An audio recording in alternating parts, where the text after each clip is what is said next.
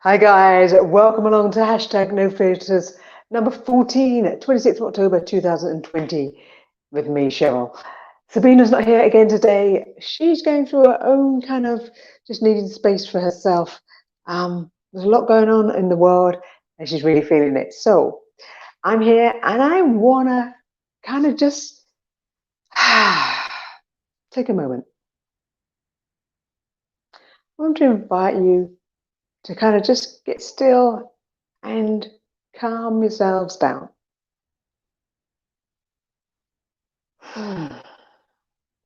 Maybe you just want to close your eyes. Just take a nice easy breath, just natural breathing. Maybe your head's saying, I haven't got time for this. What's the point of this? I've got things to do. Just notice that little voice.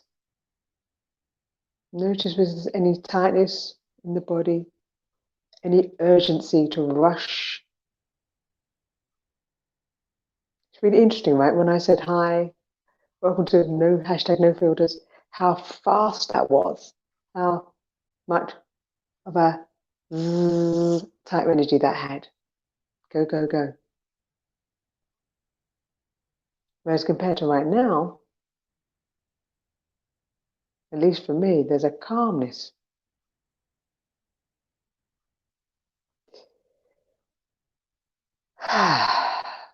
You know, I was really aware today. I had lots of different thoughts going through my head in terms of what I might want to share today. And I noticed how busy that was, and how much we spend our time in that constant busyness of trying to plan, trying to predict the future, trying to not get it wrong, trying to get it right. And literally, I was in the shower half an hour ago and I suddenly realized, being really present with being in the shower, I was like, oh my God, I'm totally aware of what I need to speak to you about tonight. It's about having what I call ease or having anxiety. Now, you can change the words. You can call it peace. You can call it stress. You can call it joy. You could call it sadness. Basically, this dance that we have between go, go, go, go, go and having a nice, steady pace. And our world is set up on this go, go, go, go, go.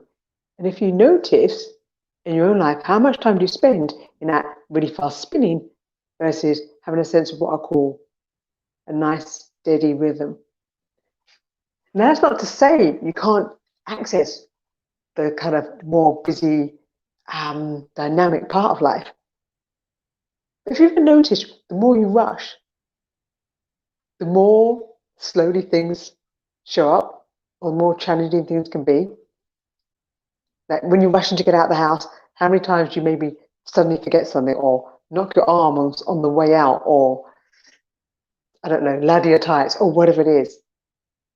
Versus when you take a lot extra time and you take have that sense of peace going through your world, things tend to unfold with more ease. So what I'm going to share today, I want to share from a space of it being an invitation.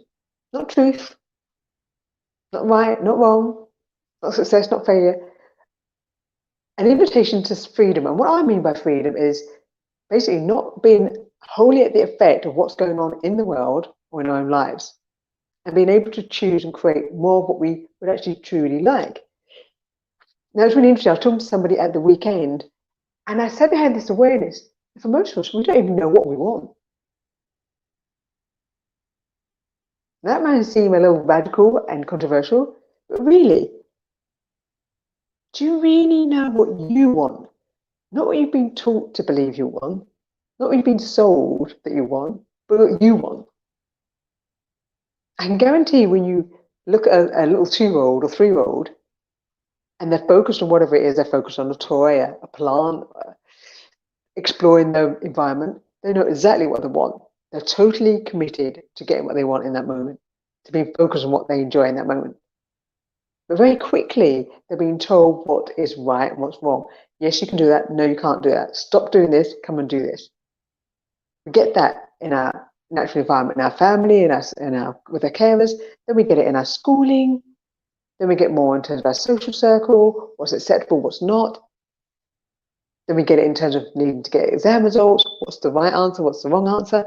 Every step of the way in our development, we're getting told to fit in, to think this way.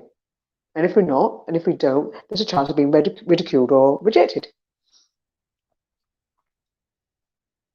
Here's a question for you, bit of food for thought. If everything was taken care of in terms of, let's say your mortgage was written off, as in debt was forgiven, that you had a roof over your head with ease, enough money to pay your bills. In fact, you had £1,000 more a month, let's say. Not a huge amount, but a significant amount for most people. What would you do with the extra money?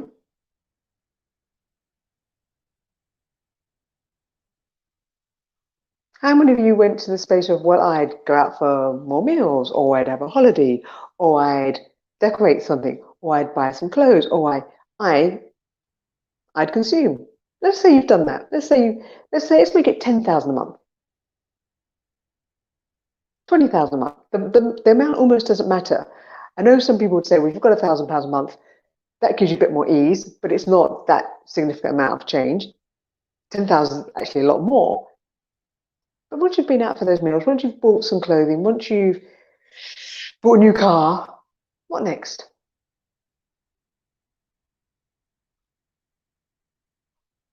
Once you've spent, what next? What would you do?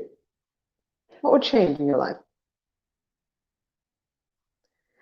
It's a really interesting question because for most of us, I bet we only get to a space of being able to think about what we'd consume, but not actually necessarily who we'd want to be.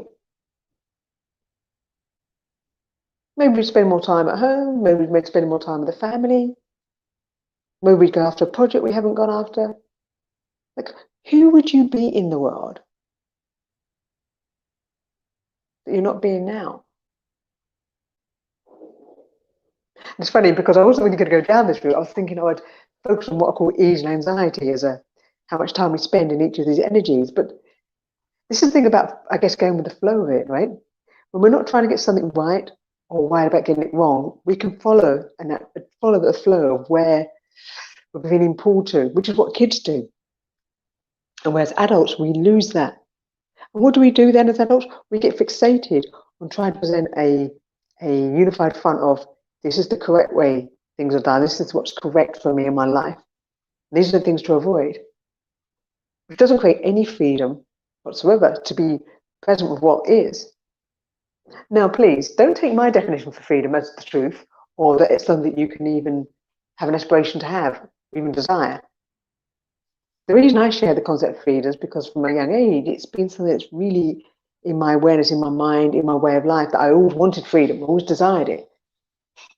And I realized that most of the time I was being told or shown that that's not how we're meant to be in the world. And look at us right now, right? Depending where you are on the planet, everybody's experiencing an aspect of physical restriction to some degree or another. And there's some people that are really struggling with that, and they're determining that their sense of freedom is based on where they physically can or can't go. So that's almost saying, or is saying, that freedom is defined by what others are telling me I can and can't be. In which case, the social class you were born into, the amount of money you have, the education you might have, the health of your body, the partner you may or may not have, the amount of people you have supporting your life, are all determining your level of freedom or non-freedom or restriction. Because if we're looking outside ourselves to define what freedom is, where is the freedom? We're constantly being pulled around, right? I call that being the puppet rather than the puppet master, which is virtually how we're all taught to live life. Consider everything else and everyone else. Look outside ourselves constantly to determine, to get an idea of whether we're doing it right or not. What if instead we start to really question what the truth is for us? And I say that from the space of that our truth can change, because what was true for you at the age of 10 may not be true for you right now, in which case it was a perspective. And I've loved this one. This is a classic one. I see people doing it. Somebody expresses an idea about what's true for them. And it could be, they say that about what's going on for them at work. So they present that. And then if you give them enough space, they might talk themselves out of that and have a different viewpoint. Or if one suggests something to them about that, what's going on from work, they'll often try and defend it and often flip to the complete 180 degrees, complete opposite of what they just said initially. So I'll give you a very specific example. Somebody said this to me the other day. Somebody I know likes to play golf. And this person was saying, oh, they had an opportunity to buy a new golf club. And how expensive this golf club was going to be. Now, this golf club was going to basically be the kind of amount of money that they spend every month on getting a bottle of wine in throughout the week, which is literally pissed down the drain, right? But this golf club is something they would use several times a week, every month, throughout the year. And it made no sense. It was a classic example of somebody saying, I've decided this is true, that this is too costly for me. But I spend that amount of money having a drink in the evening, which I literally pee down the drain. And I suddenly thought, oh my God, this is how we condition ourselves into believing there's a right and a wrong. There's a truth. And so when I said to this person, by the way, you realize that you love playing that game. How often do you play it? You play it this amount per week, per month, per year. And then that thing will last you multiple years. How insane that sounds. And they just took a moment, and I could see them going in their brain. They'd got on automatic pilot deciding it was an expensive thing in their world, yet they were spending that money somewhere else and not giving it a second thought. So how often do we do that with things in our life? We've decided that something is true and there are no other options, or that we have to justify that truth. I'll give you another personal example. I was asked if I'd be available for a modelling job for a particular brand. I'm not going to say who the brand was, but I didn't know in the beginning. But they offered me a certain amount of money. And in my mind, I was like, that doesn't make sense. You want to offer me this amount of money for for a period of years, for this shoot to be used for a period of years. It doesn't add up. It's way too low for me. That was my point of view. And I just went back and said, no, that doesn't work for me. And then they've come back to me and said, hey, we're willing to offer you it again. What amount of money would work for you? And so I spoke to them and came up with a number in my head and sort of just asked a general question about what the brand was. And what I realized was that I decided that a certain number was the right number. I was trying to justify the right number. But actually, it didn't matter. It was like, was it going to be fun for me to do it for that amount or not? Was it going to create ease for me, or was it going to create anxiety? And in that, what was I deciding was true? Because one person, like when I first started in the industry 6, 7 years ago, that amount of money they were offering would have been amazing. But I've decided, here I am 6, 7 years later, that it's not enough. Based on what?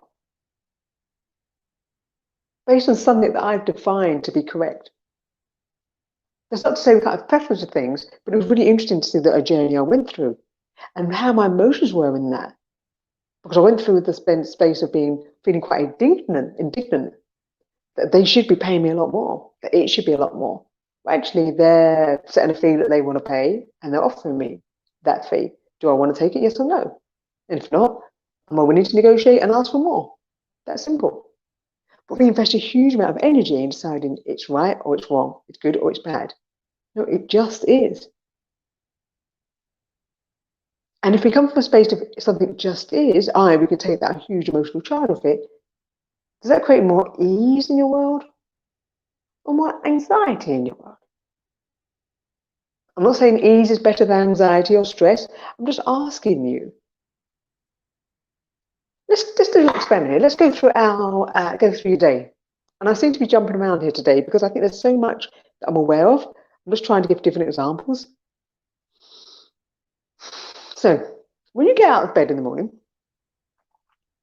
Do you have a sense of like space and like calm, or is there a sense of like compression and tightness and noise?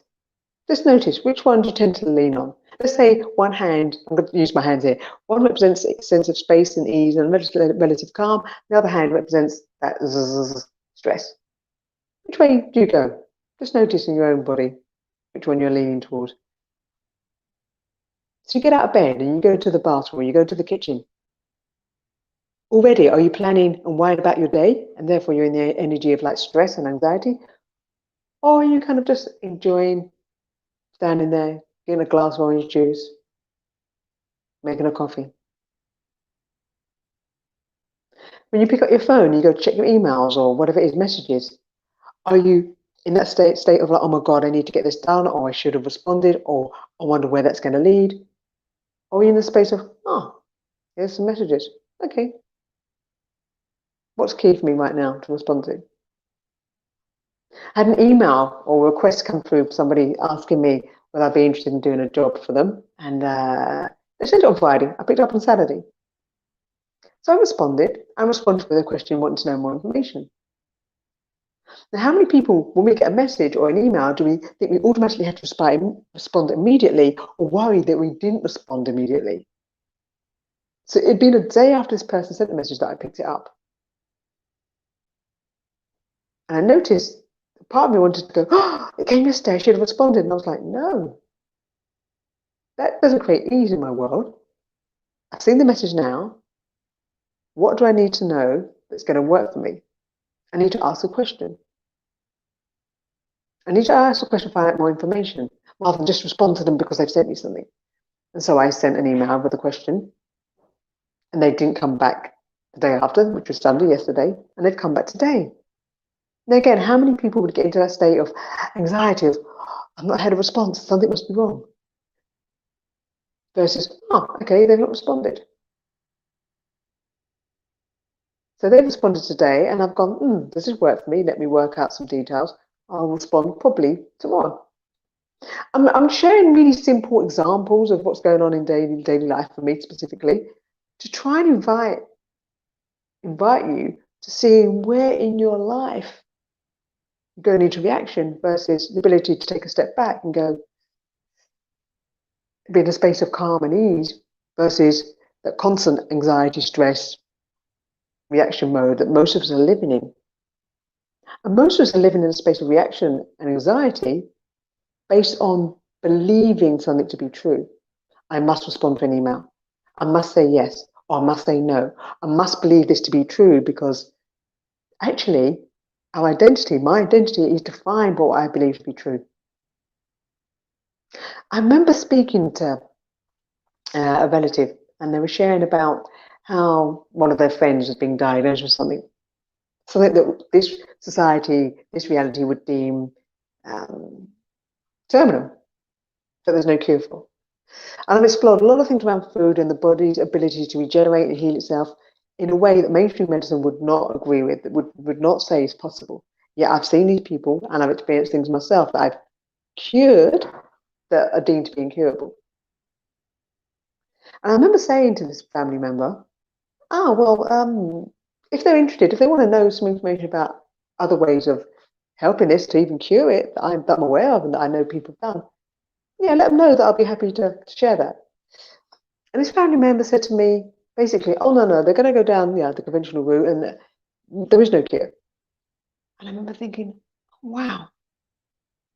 One, there's like a complete shutting down to the idea that there's another possibility. Two, they've decided on behalf of this other person not to even give them an option. And three, it's that idea that I can't necessarily even see that there's another option, because if I did, my belief in the current situation, which says there is no cure, would be challenged. Because I believe that, right? I believe that there is only one way to deal with these things, that is true, it's incurable. So if I suddenly even entertained that it was curable from an alternative, I believed something which no longer may be true. So what does it say about me? And how much of our life is built on that? The idea that my identity, and we don't even question this, right? We argue for what we think is true and somebody else can have a completely different viewpoint, which means it isn't true. It's just a perspective. Like everything I'm saying right now, I'm sharing, is just a perspective. But if I'm defending something, if I'm not open to another idea, if I'm taking what people are telling me as the truth, like the media, for example, there's a lot of people that are questioning what's going on in the media. And there's a lot of people who don't question what comes out from the media. How do we know it's true? It's a perspective. Were you there? Are you there when they report on the thing? Are you speaking to the people concerned? Probably not. So we're taking information all the time. We're taking it in through our education system. We're taking it in through a conversation with a neighbour. We're taking things in when we're deciding it's right or it's wrong, when it's just a perspective at the best. But actually, not even being willing to consider maybe a different possibility shows us how trapped we might be in the idea of having to protect our viewpoint. And if we're trying to protect our viewpoint, then I'm going to suggest we're not free. Have you ever met somebody who's kind of just pretty relaxed about things? They're not really necessarily strongly opinionated either way. They have a preference. They're not strongly opinionated. And often in society, we consider those people to be a little bit weak because they're not strongly forceful in one area. Is that true? Is it maybe they're just open to different things? But we feel threatened by that. How often do we feel uncomfortable by that? By somebody not having a strong opinion? How often do we feel uncomfortable when somebody has a different opinion? We want to defend ours or make theirs wrong. Which one gives you, what gives you more ease? Having to defend, having to prove you're right, having to prove you're not wrong, having to prove that they're right, having to prove that they're wrong, versus actually going, oh, this is interesting. This is a different perspective. It's interesting that I have this perspective. It's interesting that I believe what somebody's saying. It's interesting that I decide I'm going to disbelieve what they're saying. A child never does that until they're taught to do it. And I can hear maybe somebody saying, well, yeah, but a child doesn't understand the world. A child is willing to explore the world and be flexible and see what might work or not in the moment. And what would happen if adults did that? What would happen if we did that more and more in our lives? Would we have more ease in our day or more anxiety and stress in our day? It's not to say we don't necessarily choose a path of action or a course of action to support what might be required in the moment. There's something we need to deliver in our work, and so we need to make a choice. But if we can make a choice from a stage where we're not invested in it, as in we're trying to get it right. Like how many times you've written an email thinking, I need to word this exactly in a certain way because I can't get it wrong, because it might be a comeback. There's an assumption there that somehow, if you get it wrong, there's some kind of harm, because that's like our nervous system response. We assume if we don't get something correct, we're going to be harmed in some way. Probably not physically, but it's a possibility, but more mentally, emotionally, maybe more our reputation, maybe what we have access to. Like right now in the world, there are people who are questioning what's going on, and some are physically taking to the streets and voicing a different opinion. For some people, that's really uncomfortable, right? It's really uncomfortable to see what's going on. There are people sharing different ideas about what's going on in the world right now. There are lawyers, for example, coming together and questioning governments, questioning strategy. And they're doing that without being paid. So what is that? What is that in ourselves? What is it in you that has you going, no, I can't hear that opinion. Or I believe that opinion. Because either way, you're tired, right? Versus going, that's an interesting perspective. That's an interesting perspective. And I'm asking these questions just to get us to start to think more from what one would. I seem to be stumbling over my words today, which is really interesting, right? It's because I can feel that I'm aware of so many different ways I could take this and so many things I want to share. Actually, there's me trying to get it right. It's so insidious. Trying to get it right. We've been conditioned our whole life to try to get it right and not be wrong. It keeps us captive. And right now, the world is telling us there's a right way to do things. And yet, there are multiple viewpoints about what's right and what's wrong within what's going on in the world. Within countries, there are different viewpoints. Within regions, there are different viewpoints. But they're all saying they're the correct one. So if you try and follow all these different correct viewpoints, like for example, let's say you have a friend, you have multiple friends or family members, they all have different perspectives. You try and please them all. Is it even possible to please them all? I'd say not. But we try and please people in so many different ways. We try not to offend people. We put other people before us. So it basically means you're spread and you're pulled in multiple directions. Might that have something to do with the amount of stress and anxiety and even depression or disillusionment or confusion in your life, in our lives? A little kid doesn't have that in their world. They are very certain of what they want and who they are. And we have to condition them generally through maybe bribing them, and that will, as in reward a certain behavior. You can have this, whether it's a sweet, some time on a game, a story, whatever it is. You can go out to play. You can have this if you do this. Pavlov's dogs, right? Conditioning. You can have this if you do that. We do it by withdrawing affection, by raising our voices, by threatening something might go wrong, that they'll lose out.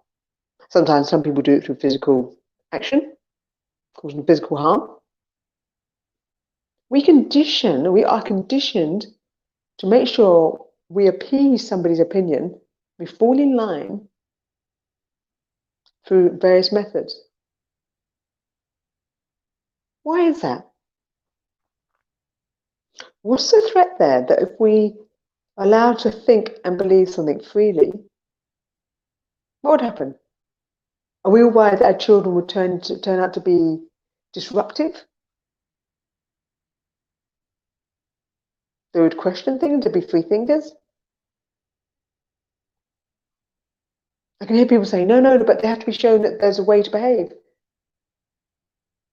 What makes you think that they wouldn't necessarily behave?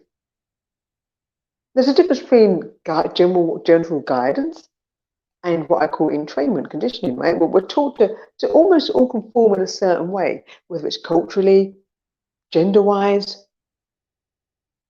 based on the class we're born into.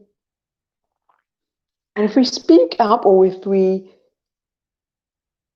dare to actually question what somebody's sharing, that might be deemed as dissent.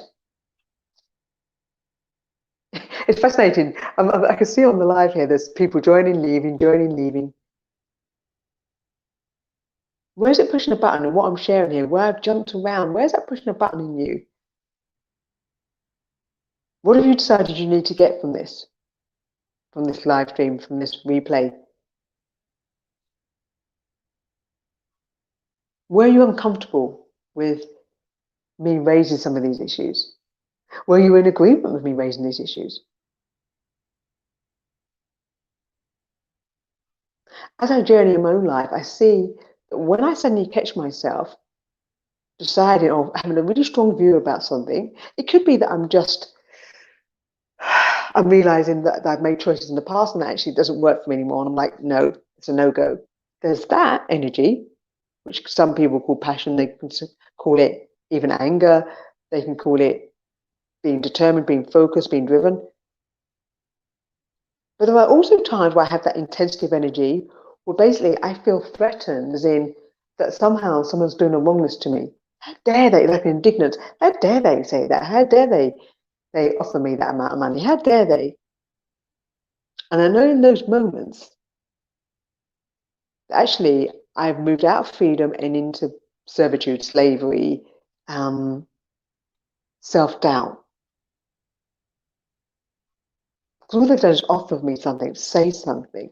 I'm one choosing to react to that, to want to push it away, to make them wrong, to make it wrong. So where do you do that in your life?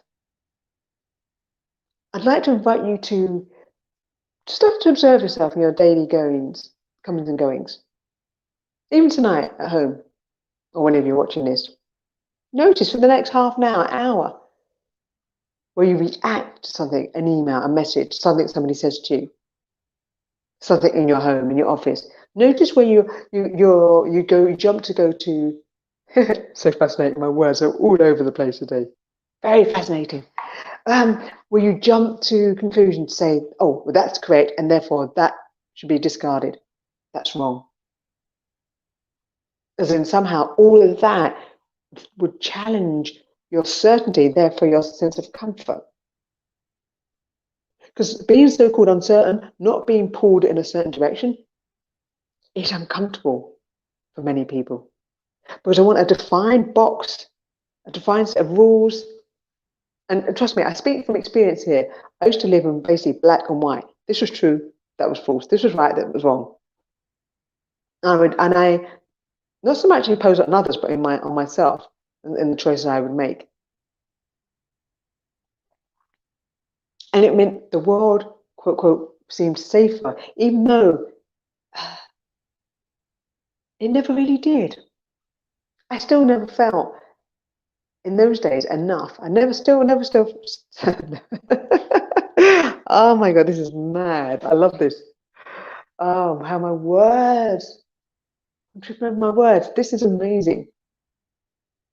This is like real-time action, real-time experience of seeing where there's a desire or a need.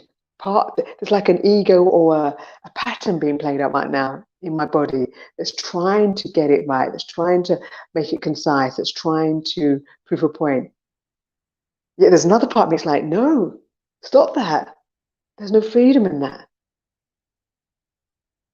And being willing to be seen on screen, because this is going to go out, and we'll just let this play out. This is going to go out as live. It's going to be on YouTube, Facebook, wherever it goes. People are going to judge that possibly. They're going to say, what's going on with Cheryl today? Or not. Maybe you don't care. Maybe it's all my internal process right now. But you can see how much energy we're using to trying to get it right, to hold it together, to have a fixed idea about what we should be, and then only projecting that into the world. And if somebody offers a different opinion,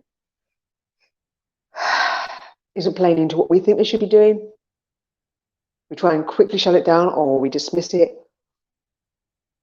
Or maybe we jump into their camp and then we're not sure who we are. I just want to bring to you today a ruffling of your feathers.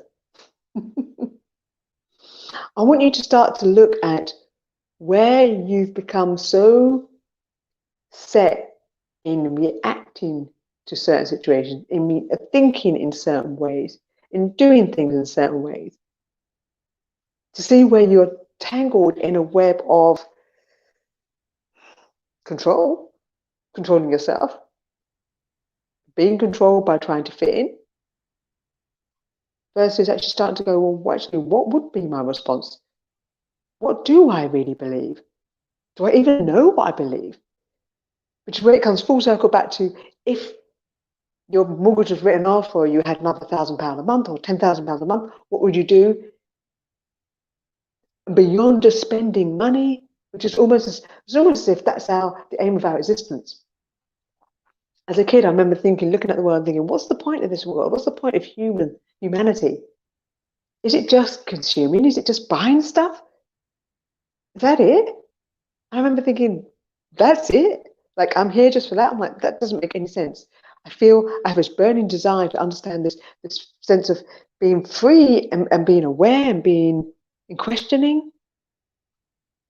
And I'm the one sperm and egg that made it through. And I have these burning thoughts and awarenesses in me. That has to mean something. And we look different. So we're not all identical. So surely we should be able to express different ideas and views. And sure, we might gather with people that have similar views and ideas because it's fun to hang with them. But conversely, be with people that have different ideas. I don't know about you, but I find when with somebody who has a different idea, I notice where I'm like contained and controlled within myself, where I'm imprisoning myself versus where I'm able to be more resilient. Yes, be more resilient. Because when I'm fixed on an idea and I can't hear somebody else's idea or I'm resisting it, basically what I'm saying is I have no resilience, no capacity to be open to other things. If I have no capacity or very low resilience, it makes me very fragile. And in a world right now which is tending us to behave a certain way, suggesting that that we're at threat, and we're just taking it on and taking it in to be the truth, many of us, or not to question it. Everything that gets announced, everything that everybody says, I'm just at the effect of it. I have no resilience. I'm pulled here emotionally, I'm pulled there emotionally, I'm pulled there with anxiety, stress, fear, worry. That's not a way, for me, that's not a way to live. So today I just really want to bring there's so many different things I've brought up in today's chat, sharing. I'd like you to just take the time to see in your world, just to start to notice that in your world more. It won't be comfortable. This is not, what I've shared today is not comfortable. And some of you will not want to listen to this. You'll have turned it off already, in which case you're not even at this point. Or you'll want to turn it off now. But maybe one person is hearing something that will give them enough, will just spark something with them to go, you know what? Oh my God, I have been living by reaction. I'm just reacting to everything. And the one consistent theme I see in the world, and have seen since I was a child, is that we're constantly being given information, being told things that trigger our anxiety, a fear response, a fight, flight, or freeze, fawn, the four fundamental responses in your nervous system response. Virtually everything that comes up in our world, everything we put through in our day-to-day experiences triggers that within us. And it triggers that within us because we're deciding that has to be true or false. So we're constantly trying to look for polarity. And that if it's true, how will it affect me? If it's false, how will it affect me? As opposed to it's just a perspective. It's stepping back and seeing it as a perspective, and then being able to choose it or not choose it, or choose something else. Look beyond, which is what we do as children. We look at everything with a neutrality, with a curiosity, and then we go and choose. If a baby wasn't willing to constantly choose and try things, it would never get off its back in a crib. It'd be laying on its back all the time or on its front. It gets up, it tries to walk, it falls down. It doesn't think, oh my God, I'm wrong. It tries another way. It tries again, it bangs itself, it bangs into something. It feels something, it might put out a yell, it might not. It tries again. It puts its finger on a socket. It chews on its own arm. It continuously explores. It touches a flower. It doesn't stop. It doesn't question. It doesn't decide. It realizes the feedback it gets from something, but it keeps going. It keeps exploring. It keeps being willing to be open to the world. Whereas adults have become so restricted about how they see the world. The world is so small. There is no room to breathe. There's no room to question. There's no room to even receive from others. We put ourselves in groups of, well, these are people who think like me. These are people who dress like me. These are people who own a similar house to me, that earn a similar amount of money to me. So they're like me. They reaffirm, they confirm my identity. Those don't. We do it between football teams. We do it between countries. We do it between industries. We do it between companies within industries. We do it between skin color, religion. We do all this separation. We go, they're wrong, I'm right. Or I'm wrong, they're right. As opposed to, it's just different perspectives. And when we can see it's just different perspectives, it enables us to have a lot more ease in our world, a lot more joy in our world, a lot more peace in our world, because we're not fighting with them or ourselves. Now, this is a journey, right? There are tools and there are techniques and there are ways of exploring this. And I'm not going to bring that to you right now, per se, although one could say I am, because the technique or the tool or the insight in itself, I guess, is teaching, and that it's saying, start to notice it in your world. it's a little destabilizing. I'm not going to lie. When you don't have a definition of this is right and that's wrong, your identity will get challenged because you've built your identity. We build identities based on a set of beliefs. But in the offering of what I call freedom, and in the world right now, I don't see a lot of freedom. Literally, more importantly, psychologically, emotionally, energetically, spiritually, whatever those labels are you want to give it. I don't see freedom. And it's really easy to go, outside is not giving me freedom. Government is not giving me freedom. People with a certain income or social position are not giving me freedom. You know what? The greatest freedom starts within here. Because if you don't give yourself freedom, the ability to see beyond what you've decided is right or wrong, there's no question and no possibility of having freedom in the outside world. Again, don't take what I'm saying as truth. Explore it for yourselves. What is freedom to you? What is freedom to you? Get honest. You can lie to everybody else. If you lie to yourself, hey, can you complain if life feels a bit shit? Or you feel dissatisfaction with it? So I've got my fire going on now, right? You can, but that's going to be, I don't know, that to me, that's not a way to live. Hey, this is my journey. I'm sharing with you right now. I'm sharing thoughts, insights, what's popping for me right now. I'm not saying it's the truth. I'm just sharing it as an invitation for you to find your version. What's freedom for you? What will give you more ease and space? What enable you to ride any storm that's being thrown at you right now? Any change in your company, any redundancy, any difference or intensity with a partner, with what's going on in your body because you may have eaten more than you normally do. Whatever, it doesn't matter. We could talk about your immune system. We could talk about how your brain's working right now. We could talk about your nervous system. I could talk to you about those things and give you stats or give you big words. Actually, what I really want to do is just get you to start to connect with who you are again. Because even a science, the definition of a science, of a system, of saying how your body works, or there are people who have different viewpoints on that. So rather than looking outside ourselves for people to tell us what is true, what about starting to create that sovereignty within yourself? Start to question within yourself, what is true for me?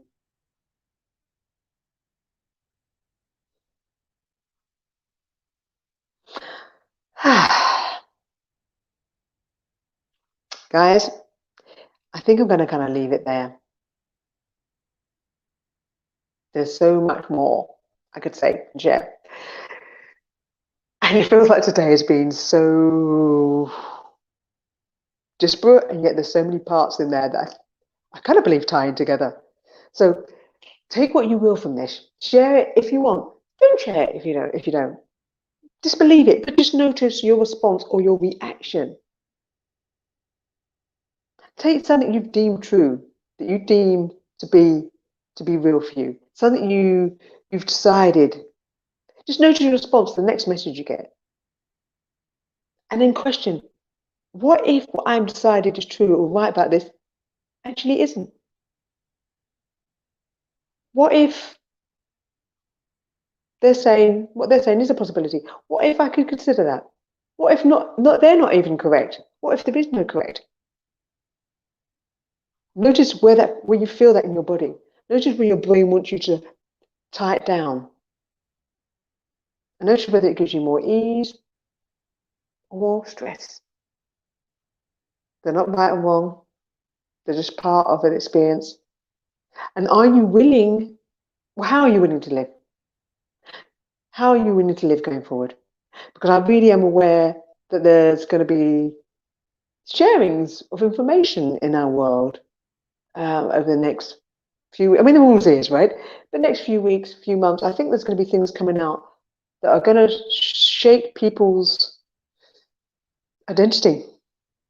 Things we've agreed to, things we've believed in, people we've had an image of. I think there's going to be information coming out about various things that will shape some of us to our core. I could be completely off. And I might not be. And if that comes out,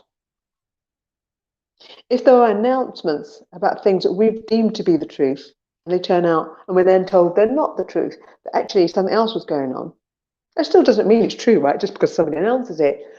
But how are you going to be with that? Now, we're not going to know till that happens, right? So even if I said what I thought and what I think may be coming out, it's irrelevant, because actually until it happens, that's the proof is in the pudding, right? When it occurs. Like you find out some information about a friend that you didn't know about, and you believed a certain thing about them, and now they're sharing something that's completely flipped your view of them.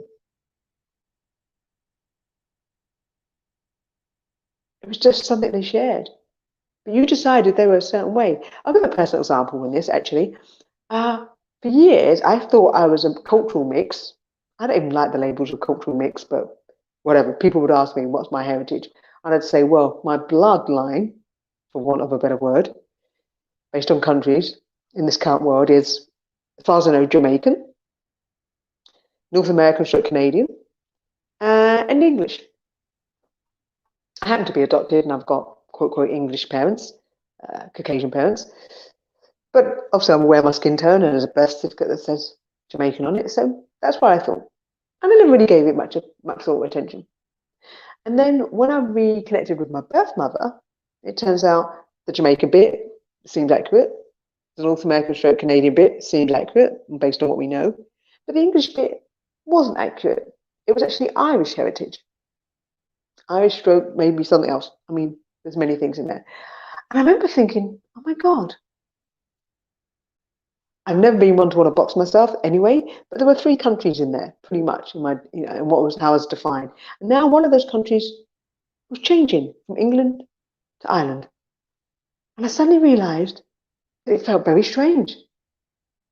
Something that I hadn't really given consideration to. Suddenly I was no longer part English, I was now part Irish, although one could argue Canadian or North American could have come from England. But what I'm saying is that there was a little bit of an identity based on cultural heritage that I never really paid much attention to. But being told that I was made up of something else, I suddenly realized, oh my God, I had made an attachment to that. I had somehow in my subconscious identified myself that way. And now I was being told I wasn't that. And I suddenly realized, actually, wow, we even ever so subtly align ourselves with things. And I had to ask myself, well, what does it mean to even be part Irish? What does that even mean?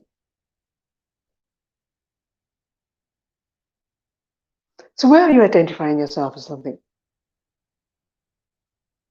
A man, a woman, an employee, mother, father, as a body size, a body type, whatever. I'm just throwing things out here just to get you to start to question. Because if you strongly identify yourself as something, or believe something about the world, and some information comes out which I really believe is going to occur, it doesn't matter what it is, but I believe there's going to be information coming out that will shock us, almost irrespective of what path that is. I think there's going to be some disclosures that are going to shock people. And if you have an identity of belief that there is only certain truth, because that's how you define yourself, when that comes out, that's going to be quite unnerving. So I'm trying to give you a little insight up front to start to get used to the idea that you're not necessarily, what you think isn't necessarily true, it's just a perspective. Because then if somebody presents you with something different, you can have a lot more ease. You have not so tightly bound to identity or to a truth, that if actually there are just many viewpoints, just because somebody will come out with a different viewpoint, there'll be a lot more ease in your world to be able to flow with that. And you can still have preference and choose things that are different, but the ability to be fluid with what somebody's presenting you with. Because let's say tomorrow somebody comes to you and says to you in your company, in your work, oh, there's going to be redundancies. If your reaction is in your identity is tied to the fact you have a job and you have a certain role and income, and they say there's going to be redundancies, and you automatically think that means you're going to lose your job, or there can be cutbacks, or you might have to reapply, or you've decided redundancy, that term itself is wrong, and that you're effective it, that's going to create a lot of stress in your life. And we have, moment by moment throughout our days, we have those types of instances where people say something, present a bit of information that if we believe is right or wrong, we are triggered out, we're at the effect of. I almost feel like I want to shake. I just say, please, this is my invitation to you to start to see where you're so tightly bound to an idea of who you are, of what is right and wrong. So you can have as much freedom in this world, irrespective of what the world starts to throw at us, whether it's more lockdown, changes in our financial, economic system, and there are talks of significant changes beyond the mainstream media. There are talk on all sorts of levels, and our ability to move around the world, our ability to heal our bodies. There's not a part of our lives that we're not told a story about what is true and what's not. Do you want your children to come into the world only believing that they have to conform to a certain way and that's it? That's just their only option. I don't believe there's any parent on this planet, and I could be wrong, and again, point of view, right, not truth, that wants to have a child or bring a child into the world that doesn't have a choice to be themselves. Whatever that is for that child, to do and be what creates happiness for them, to share their gifts. I don't believe there's any parent that really actively wants to bring a child into the world that way. It doesn't want the child to have the best, whatever that best is for them. But that's not how we've set up a world. We've set up our world to make sure that we all conform and fit into certain boxes. So I'm inviting you to come out of that box, to start to rough up the edges of that box. And the only way you can do it is by doing that, is by starting to examine your own life, to notice your response to something that's been shared in the news, on a live stream, in an email, on a phone call, in a letter. Start to notice how you're responding to it. Just the awareness is the first bit. That's the key thing, being aware in the first instance. And then there are tools and processes and things and ways of unwrapping that so that you're less at the effect of other people's viewpoints. You're more open, you are more able to be resilient, to flow with different ideas. And you can still choose a preference of what you might want to take action on. It's not about being so in the flow that you can't create things, do things. You can still totally choose. But if you're not invested in there only being a certain set way of doing things or a set idea, you can walk through this world with so much more ease, so much more fun, so much more joy, so much more peace. And some of those things may not be relevant to you. Maybe you don't.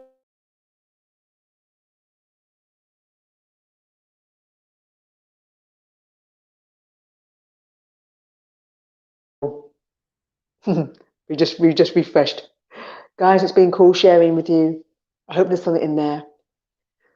Feel free to share it. Feel free to listen to it 2 or 3 times, listen to it in little sections. There may be something in there for you, there may not. But I've done what I feel is true for me in this moment in time, which is to invite people to find their own freedom more and more and more. Love you guys. Love you if you're taking the time out to listen to this. Travel well. I'll be on again next Monday. Hopefully Sabina will be with me. Thank you for the thumbs up. Really appreciate that. And we'll share what we share in that moment. But I'm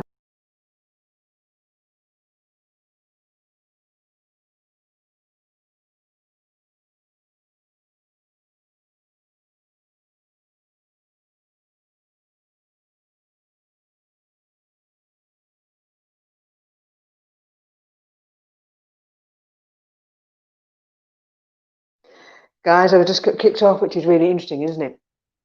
So just to wrap up, I was just saying I feel so strongly called now to share, to get people just to have way more ease in their world, to have freedom of whatever might be coming up. And yeah, so that's it. Really appreciate you taking the time out. Wishing you all the very best for now and see you again soon. Big love. Ciao for now.